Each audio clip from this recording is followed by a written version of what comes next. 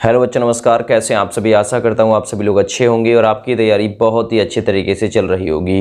दोस्तों, UP police 35,757 भर्ती, जिसका आप लोग इंतज़ार कर रहे हैं, ये भर्ती साल 2023 में बिल्कुल आ जाएगी। महीना कौन सा होगा, देखिए ये कह पाना बहुत ही मुश्किल है। कौन से महीने में आएगी ये बहुत ही मुश्किल काम है ये कह पाना, क्योंकि साल 2021 से और उससे पहले से आप लोग लगातार इस भर्ती का इंतजार कर रहे हैं। लेकिन आज मैं आप लोगों को ये बताने के लिए आया हूँ कि अगर आप लोग प्लान बना के तैयारी करते हैं तो आप लोग केवल 4 महीने में ही इसमें अच्छा खासा जो स्कोर है वो बना सकते हैं। और जो लिखा है ना कि किसी का बाप आपका सिलेक्शन नहीं रोक सकता, तो वो बिल्कुल आप लोगों के प्री प्लान के अकॉर्डिंग ही रखा गया है।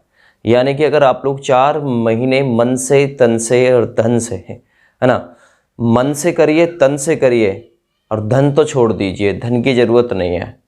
अगर आप लोग अपने प्लान बनाकर तैयारी अच्छी तरीके से करते हैं तो बिल्कुल कामयाबी आप लोगों को मिल जाएगी, केवल और केवल 4 महीने में।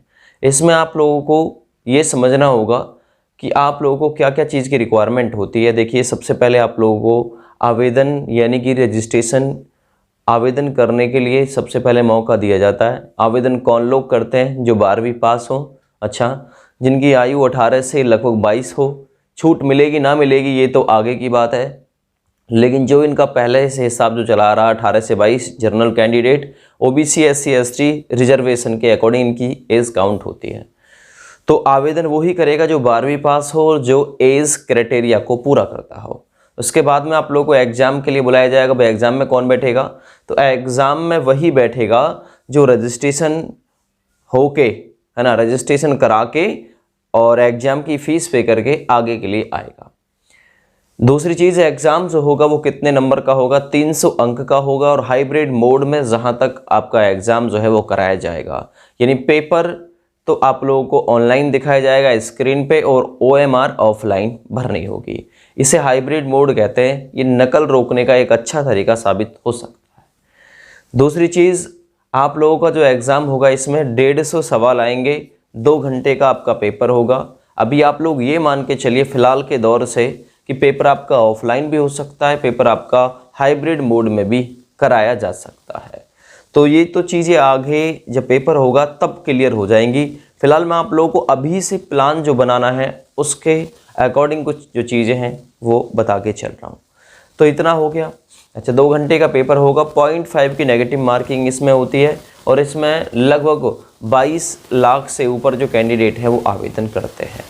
तो इसमें भाई आप लोग ये मत सोचिएगा कि भीड़ कम है, भीड़ बहुत है आवेदन करने वालों की और पढ़ने वालों की भी भीड़ बहुत ज़्यादा है। अगर एज में रिलैक्सेशन मिल गया तो ये भीड़ और भी पहुंच जाएगी ऊपर, लगभग 30 लाख के आसपास।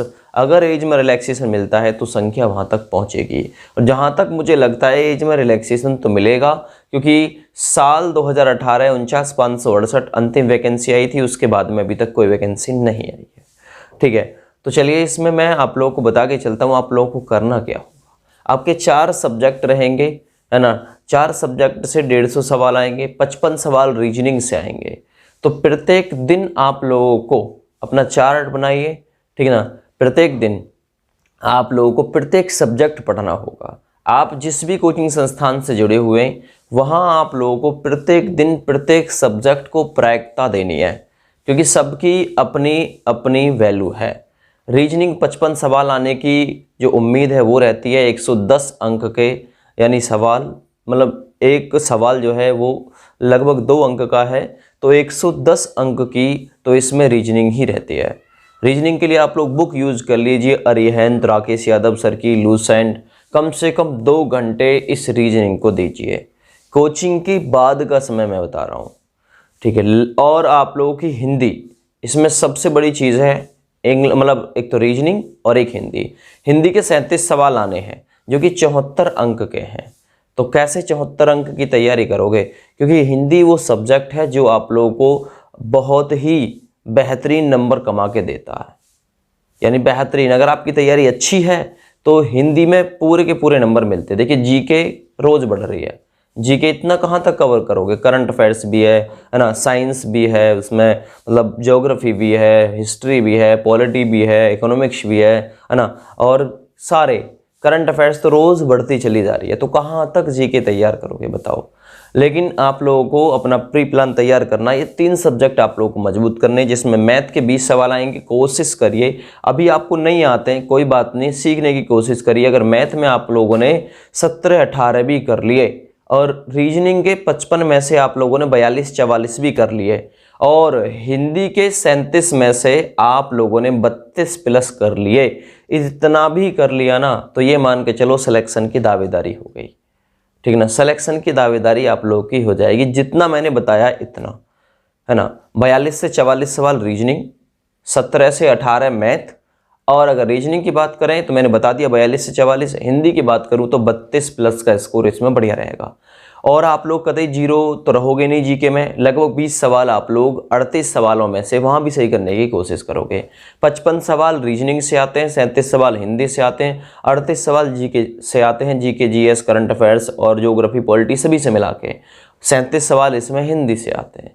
ओवरऑल 150 सवाल आएंगे, 300 अंक रहेंगे, प्रत्येक सवाल 2 नंबर का रहेगा, प्रत्येक गलत उत्तर पे 0.5 आपके मेन बैलेंस में से काट लिए जाएंगे।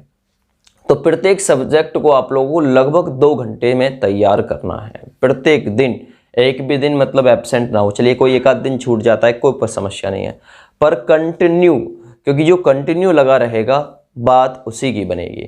और देखिए जो स्टूडेंट होते हैं वो कई सारी कैटेगरी के होते हैं, जैसे कि कुछ तो फॉर्म भरने के बाद ही तैयारी करना शुरू करेंगे, तो देखिए उनको कुछ मिलना नहीं है। जो फॉर्म आने के बाद में, फॉर्म भरने के बाद में तैयारी शुरू करेंगे, उनको कुछ नहीं मिलना, मैं स्पष्ट बता देता हूँ। मिलेगा उसको जो अभी से लगा हुआ है या फिर जो पहले से लगा हुआ है उसको। फॉर्म भरने के बाद में आप लोगों को एग्ज़ाम के लिए इतना समय ही नहीं मिलेगा कि आप लोग तैयारी कर पाएँ, है ना। एग्ज़ाम के लिए ज़्यादा समय नहीं मिलेगा। अभी समय इसलिए आप लोगों को मिल रहा है क्योंकि अभी कंपनी का चयन नहीं हुआ है और अभी आप लोग तैयारी कर सकते हैं, अभी आपके पास में समय है। तो देखिए अभी वो ही कैंडिडेट तैयारी कर रहा होगा जिसे लगना होगा, जिसके अंदर लगन होगी, और जिसे लगना ही ना होगा तो देखिए वो तैयारी अभी नहीं कर रहा होगा। मैं स्पष्ट आप लोगों को बता के चलता हूँ, तैयारी वो जब ही करेगा जब वो इस एग्ज़ाम के लिए फॉर्म फिल कर देगा, है ना। तो आप लोग यदि 3 साल के पीरियड एज के रिलैक्सेशन का इंतजार कर रहे हैं और आपकी एज 3 साल के रिलैक्सेशन के साथ में यूपी पुलिस में आती है, तो आप लोग अपनी तैयारी कंटिन्यू रखें, क्योंकि आगामी जो चुनाव है ना लोकसभा का, इसके नज़दीक जो है छूट जो है आयु में मिलने की ज़्यादा संभावनाएं बढ़ जाती हैं। तो देखिए इसमें आप लोग बुक्स कौन कौन से यूज़ करें, मैं आपको आपके कांस्टेबल के एग्जाम के हिसाब से बता देता हूँ। मैथ में आप लोग शारदा का मैथ ले लीजिए, या फिर आरएस अग्रवाल का मैथ भी बहुत है। आरएस अग्रवाल काफ़ी है आपके कांस्टेबल के एग्जाम को क्लियर करने के लिए। आपको आईएएस पीसीएस या फिर आपको बैंक पीओ वगैरह का एग्जाम क्लियर नहीं करना, कांस्टेबल का एग्जाम क्लियर करना है, तो कांस्टेबल के हिसाब से क्वेश्चन पूछे जाएंगे। आरएस अग्रवाल ठीक है, मैथ वो अच्छा है जो आपके 20 सवाल करा सकता है, 20 में से 18 करा सकता है। अच्छा जीके से आप लोग किसी चीज़ को फॉलो मत कीजिए, जीके से आप लोग लूसेंट उठाइए, लूसेंट से सब नीचे हैं। मैं पढ़ाऊंगा, कोई और पढ़ाएगा, वो भी लूसेंट की कॉपी मार के ही पढ़ाएगा, तो लूसेंट से सब नीचे, लूसेंट यूज़ कर लीजिए, और आपके हिसाब से जो आपको लगता हो वो आप लोग मतलब अपनी साथ में बुक जो है वो रख लीजिए।